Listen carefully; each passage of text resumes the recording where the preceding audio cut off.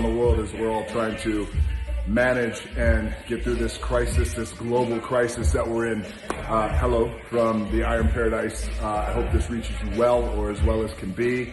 Again, I know that we're all being accountable and doing everything that we can to protect ourselves, social distancing, protect our babies, our loved ones, certainly our elderly. I have some elderly in my family that are very high risk, so we're trying to protect them as best as we possibly can.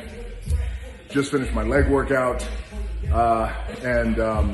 you know, with every post, I generally try and read all of your comments, even if there's, 5,000 comments. I try to sift through them, and I realize that there's always a lot of questions that you guys send me that I never ask. So I thought, while we have some downtime for the next 2 weeks, 3 weeks, 4, 5, whatever it is, in between work, I know a lot of you guys like myself are working from home, trying to figure out our new business methodologies and things like that. In the spirit of entertaining you, I figured I'd answer some questions. All right, so first question that I get asked often is, well, when did I start working out? I first started working out when I was 12 years old. I had my first official workout was with my dad, Rocky Johnson, rest in peace, soul man. He passed away January 15th of this year. But anyway, my dad was a workout beast, an animal, and he was built like just a brick house. So, I would always go to the gym with my dad and watch him on the weekends, but I wasn't allowed to work out. So I would just watch him and all his OG buddies in the gym just train hard and clang and bang and, those old school dudes. So 12 years old in Hawaii, my dad finally said, all right, you can come to the gym with me. And it was a Saturday. So I was really pumped to go to the gym with my dad. I was 12. And before we walked in, he said, listen, you're going to work your ass off. I don't want any bullshitting. And he goes, whatever you put on the bar when we do bench press, he goes, I'm going to show you how to do a bench press first. Whatever we put on the bar, you have got to push it up. Whatever weight you choose, you've got to push it up. You've got to get it out of the hole. And for those of you who don't know, out of the hole basically is from this position up to here, and the rest of your triceps should be able to take over your triceps and your shoulders. So anyway, he was just teaching me the lesson on how to get it from here to here, because that's where your power is. And I said, of course, I got it.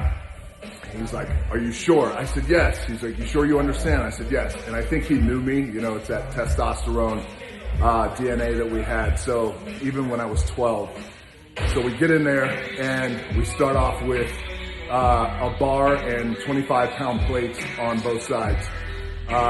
Did my first set, bang, I pushed it up pretty good, a little bit of struggle, but got it up.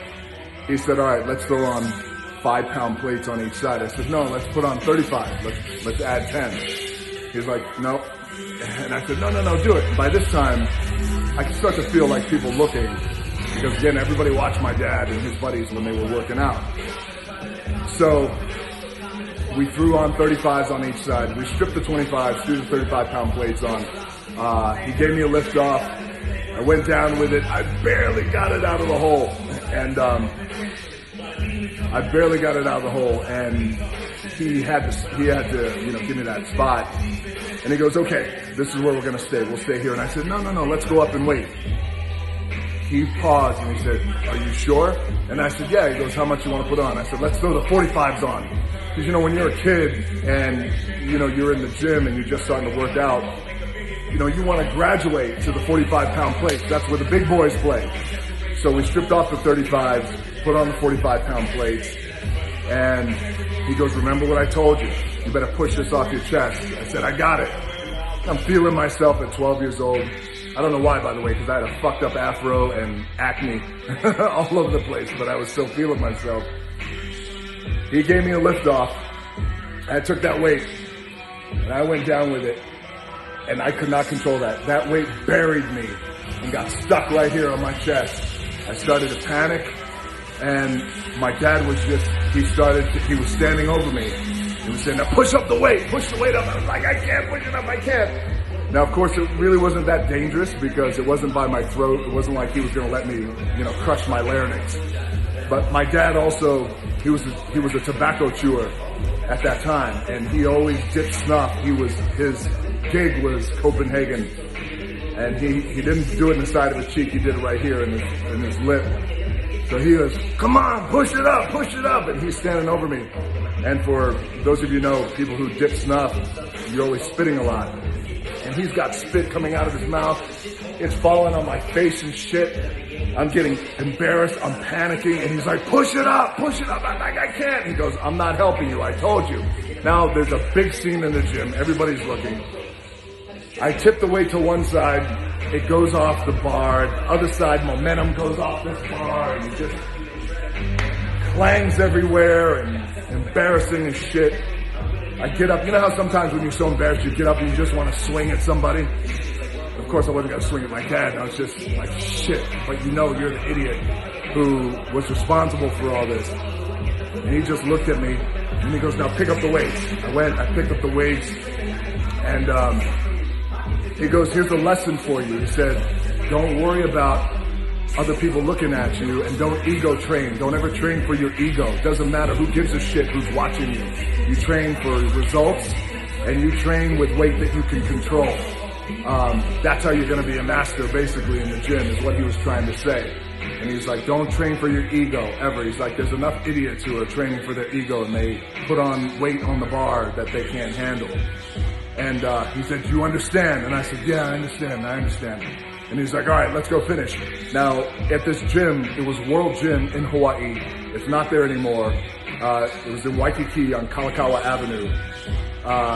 And it's an open gym because the weather is beautiful. So there were the walls, the windows were just open. So it was like a gate, like a fence. Those were the walls. And my dad's like, okay, let's go. And he turns the spit out the window like a big load of tobacco spit. And he didn't see a dude out there who was painting. And this dude, you hear, what the fuck?